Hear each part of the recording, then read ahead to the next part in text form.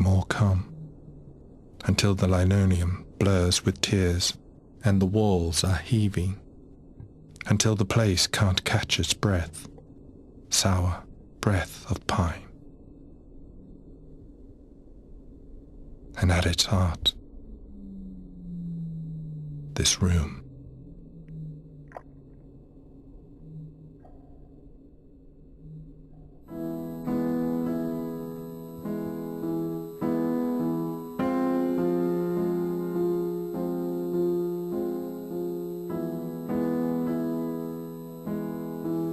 Велике нещастя приніс Чорнобиль. То де ж той син, і де ж та мати, і де ще люди на землі, коли не хочуть повертати до нас весною журавлі.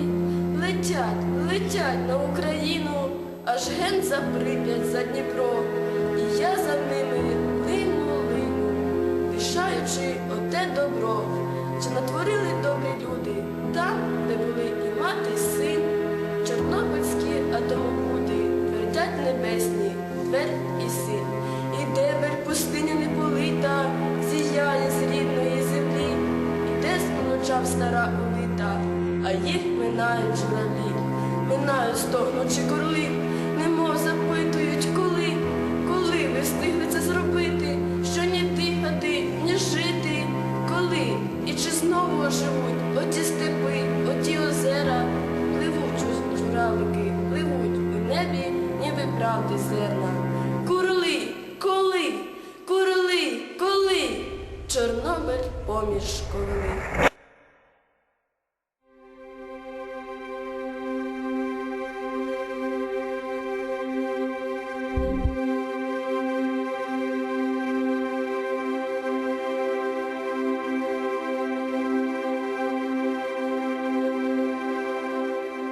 Firefighters. You know, this is the people having special profession. Brave men. They were the first to arrive. 30 fires, maybe more, after explosions, and they had to put them out. Otherwise, there would have been a greater catastrophe. Graphite was burning for 9 days after. For 9 days. Firefighters, they just had to go to work, even they did not understand why they feel so sick. They had to carry on, you know?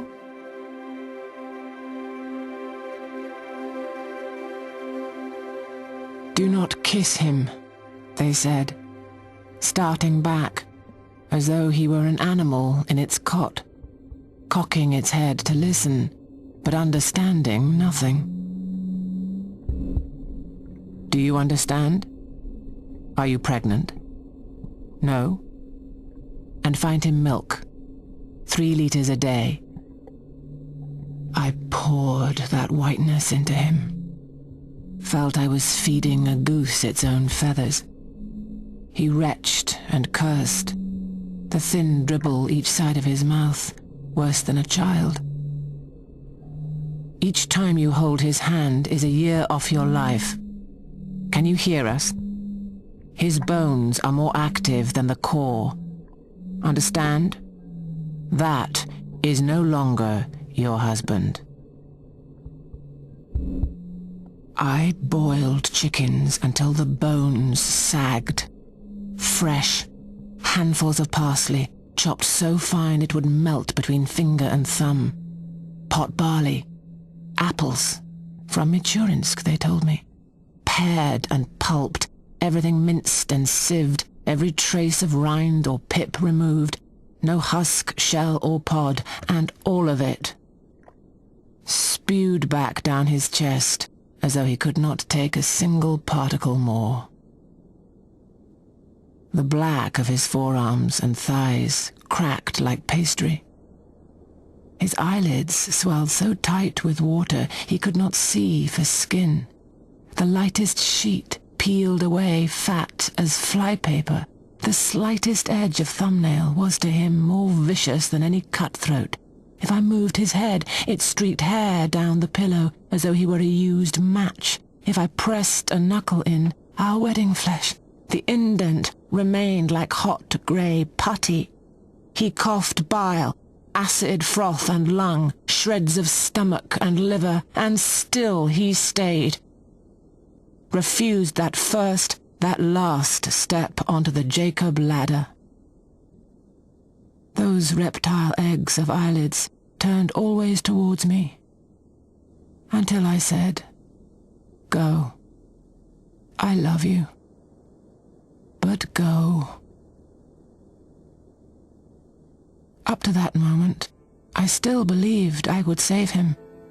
Milk, soup, kisses, as if he could digest the touch of my lips, feel my making of broth in his dissolving heart chambers. When his breath shut, when he began to cool, then I called for family. It was almost a miracle, the doctors said. 4 times the fatal dose, and he nearly turned round. I felt myself the wrong side of a door, a partition thin as plywood, thinner, as though you could hear everything that was going on inside. His mother hugged me. The brothers kissed me. Now we are your brothers. Have you ever been the wrong side of that door, knowing all you needed was the key and you could walk straight in? That's how it was. We were that close.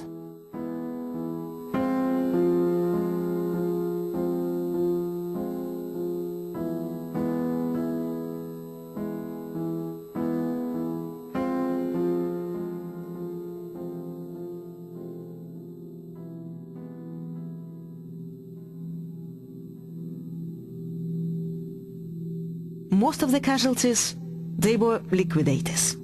Some, they picked up the fuel with their hands, with buckets. Robots, they could not work. Robots, they have remote control, and this signal, it was interrupted by radiation. Soldiers of Soviet Union, they started to clean the roof. These young people, they used only shovels. They could walk only once in their life, only 3 minutes. 3 minutes. Can you imagine? These 3 minutes were made equivalent of 3 years army services. It means they were free. They could go home, these young people.